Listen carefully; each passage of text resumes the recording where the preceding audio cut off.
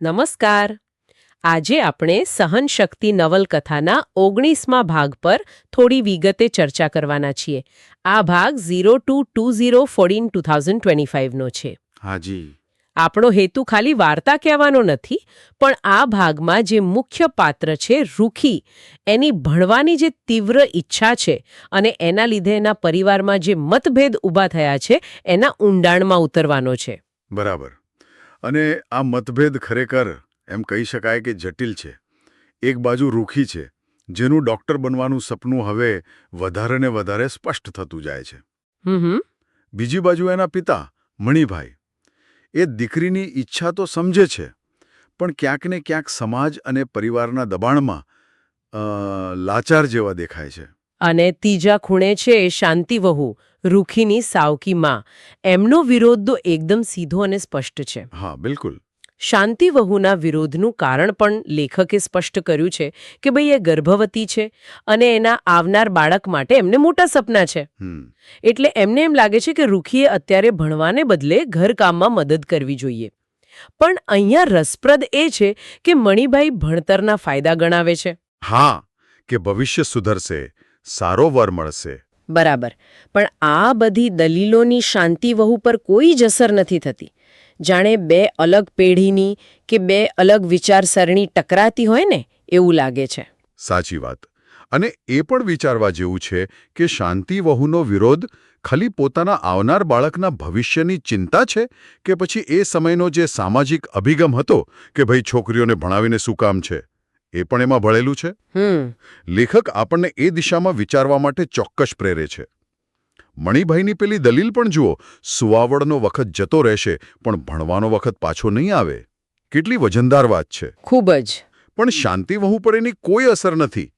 આ સંવાદ જ એમની મક્કમતા બતાવે છે અને કદાચ એમની પોતાની જે મર્યાદિત દ્રષ્ટિ છે એ પણ દર્શાવે છે. આ બધાની વચ્ચે રૂખીની હાલત તો ખરેખર દયનીય જેવી થઈ જાય છે. તે જે રીતે છાનીમાની એના બાપાની દુકાને જાય છે અને નિશાળે મોકલવા માટે લેખકે શબ્દ વાપર્યો છે, કરગરે છે. આ શબ્દ જ એની લાચારી અને ભણવા માટેની એની તીવ્રતા બતાવી દે છે. અને ખાલી એમ નથી કહેતી કે મારે ભણવું છે, એ સ્પષ્ટ કહે છે મારે ડૉક્ટર બનવું છે. બરાબર. આટલી નાની ઉંમરે આટલી સ્પષ્ટતા હોવી એ બહુ મોટી વાત છે. ખૂબ જ. અને રૂખીની આ સ્પષ્ટતા, એની આ આજીજી એ મણિભાઈને ખરેખર હચમચાવી દે છે. અહીં લેખકે મણિભાઈનો જે આંતરિક સંઘર્ષ છે ને એ બહુ સરસ રીતે બતાવ્યો છે. હા. એમને પોતાની સ્વર્ગસ્થ પત્ની યાદ આવે છે. કદાચ વિચારે છે કે જો એ હોત તો દીકરીના આ સપનાથી કેટલી ખુશ થાત. અને એમનું પેલું વિચારવું કે દીકરી થઈને દીકરા કરતાં મોટા સપના સેવી રહી છે. આ વાક્યમાં એ સમયની માનસિકતા પણ દેખાય છે અને ક્યાંક ને ક્યાંક દીકરી માટે ગર્વની લાગણી પણ છુપાયેલી છે. સાચી વાત. એમની લાચારી ખાલી પૈસાની નથી લાગતી, પણ કદાચ પેલી શાંતિ વહુ અને સમાજનો જે સંભવિત વિરોધ આવે એની સામે ઊભા રહેવાની હિંમતની કમી પણ લાગે છે. બરાબર. કદાચ એ પણ હોય. હવે વાત આવે છે વાર્તાના એક અણધાર્યા પણ બહુ મહત્વના વળાંકની. જ્યારે મણિભાઈ એને ખાલી દિલાસો આપે છે કે ભાઈ શામળિયાજી ભગવાન બધું સારું કરશે, ત્યારે રૂખી પોતે જ એક રસ્તો સૂચવે છે. હા. એ પણ એક સ્થાનિક માન્યતાનો સહારો લેવાનો. આ થોડું આશ્ચર્યજનક ન કહી શકાય. ખરેખર. એ જે એની મંજુલાબેન પાસેથી સાંભળેલી વાત ટાંકે છે, ટોરેડા ગામના શ્રી ગોપાળાનંદ સ્વામી વિશેની. હા.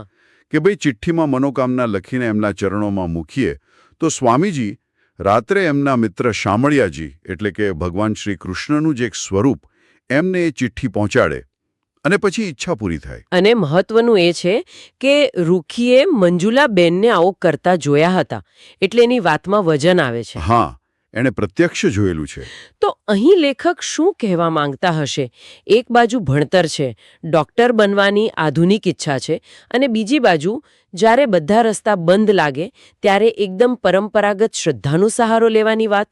આ રૂખીની ભોળી શ્રદ્ધા ગણાય કે પછી એની અત્યંત મજબૂરીનું પ્રતિબિંબ?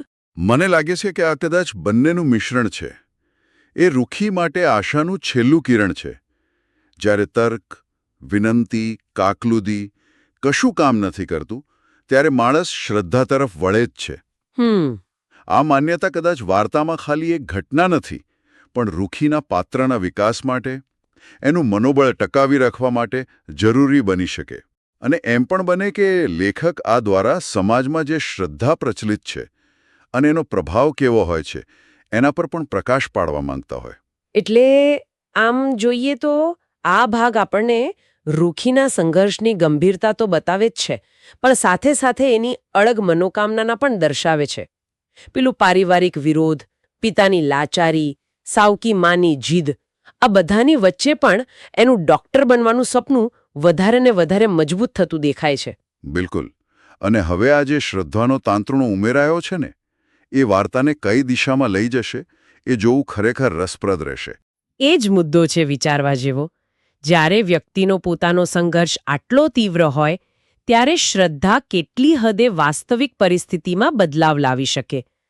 શું આ શ્રદ્ધા રૂખીને ખાલી મનની શક્તિ આપશે કે પછી કથામાં ખરેખર આ માન્યતા દ્વારા કોઈ એવો વળાંક આવશે જે એના ભણવાનો રસ્તો ખોલી નાખશે? આ શ્રદ્ધા અને સંઘર્ષનું જે મિશ્રણ છે એ રૂખીના ભવિષ્યને કઈ રીતે આકાર આપશે એ ખરેખર વિચારવા જેવી વાત છે.